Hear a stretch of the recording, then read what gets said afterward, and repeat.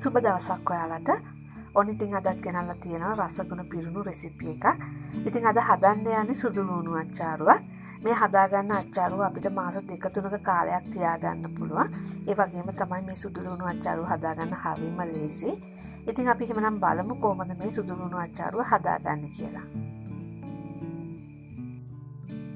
මෙතන මම සුදු ලුණු අරගෙන තියෙන ග්‍රෑම් 350. ඉතින් අපි මේ ගන්න සුදු ලුණු ටික පොතු ඉවත් කරලා හොඳින් සෝදලා වතුර බේරෙන්න තියලා තමයි අරගන්න ඕන.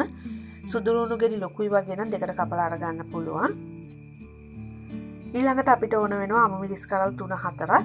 මේ අමු මිරිස් ටික මේ පේන විදිහට දෙකට කඩලා අරගන්න.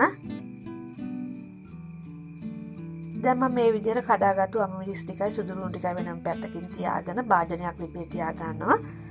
භාජනය හොඳින් රත් වුණාට පස්සේ අපිට පුළුවන් පොල් තෙල් එකතු කරගන්න මේ සැඳි 5-6ක් වගේ ප්‍රමාණයක්. තෙල් ටික හොඳින් රත් වුණාට පස්සේ අපිට පුළුවන් සුදු ලුණු ටික දාගන්න.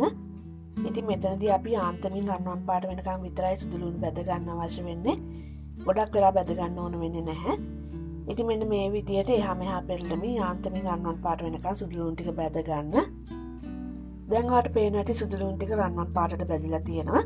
මේ විදිහට බැදුනට පස්සේ අපි මේ සුදු ලුණු ටික වෙනත් භාජනයකට අයින් කරගන්න ඕන. දැන් මේ සුදු ලුණු ටික වෙනම පැත්තකින් තියාගන්න.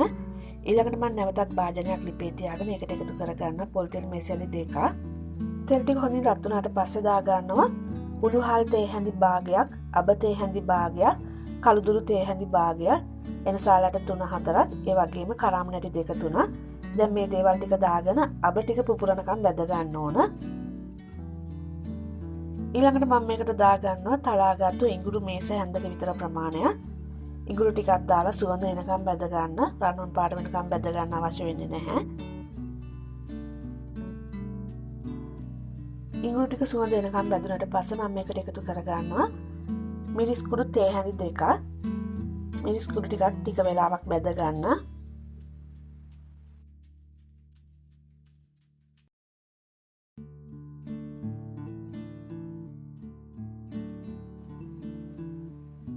දැන් මම මේකට කඩාගත්තු අමු මිරිස් ටිකත් එකතු කරලා ටික වෙලාවක් බැද ගන්නවා.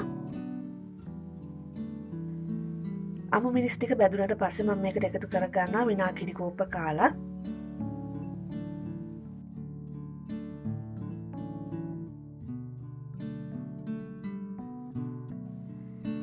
ඊළඟට මම මේකට එකතු කර ගන්නවා සීනි මේස ඇඳි 4ක් විතර. මේ ගන්න සීනි ප්‍රමාණය ඔයාලට අඩු වැඩි කර ගන්න පුළුවන්. දැන් සීනි ටික හොඳින් දිය වෙනකන් හැඳි ගා ගන්න. ඊළඟට අපිට පුළුවන් මේකට ලුණු එකතු කර ගන්න. ලුණුත් ඔයාගේ රස අනුව එකතු කර ගන්න. මම මෙතන තේ හැඳක ප්‍රමාණයක් තමයි එකතු කරගන්නේ.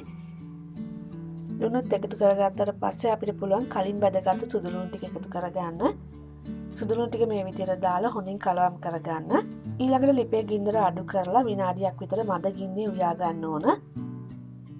ඊට පස්සේ අපිට පුළුවන් ලිපෙන් අයින් කරගන්න. ඉතින් මේ තියෙන මේ විදිහට හදාගත්තු සුදු ලුණු අච්චාරුව. මේ අච්චාරුව ආට පුළුවන් හොඳ පිරිසිදු වියලි වීදුරු බෝතලයකට දාලා ෆ්‍රිජ් එකේ පහළ කොටසේ මාස 2-3ක කාලයක් තියාගෙන කෑමට ගන්න. ඉතින් සුදු ලුණු කියන්නේ කොච්චර ගුණ කෑමක්ද කියලා අපි හැමෝම දන්නවනේ. ඒක නිසා ඔයාලට පුළුවන් මේ විදිහට අච්චාරුවක් හදලා ෆ්‍රිජ් එකේ තියාගන්න. ඉතින් එහෙමනම් ඔයත් මේ රස සුදු ලුණු අච්චාරුව හදලා රස බලන්න. අපි තවත් දවසක මේ වගේ රසවත් රෙසිපි එකකින් හම්බෙමු.